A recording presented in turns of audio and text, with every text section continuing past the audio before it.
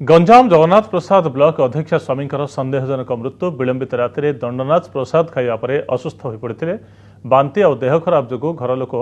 दुईटा राति में भंजनगर मेडिकल को हिमांशु को नहीं सेठारे चिकित्साधीन अवस्था मृत्यु होती कहीं विष देइथिबा परिवार लोके संदेह कर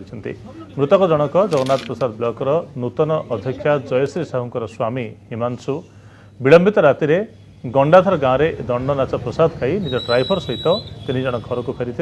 घर को फेरिया किछ समय पर असुस्थ हो पड़ते हिमांशु चिकित्साधीन अवस्था मृत्यु होता बेले कहीं विष देइथिबा परिवार लोके अनुमान करछन्ते। राजनीतिर जय पराजय केते विवादीय हो जाए ये घटना तार प्रमाण दौछि जड़े ब्लॉक अध्यक्ष भाव में निर्वाचित होती स्वामी संदेहजनक अवस्था मृत्यु हो जाउछि। विलंबित राति में दंडनाच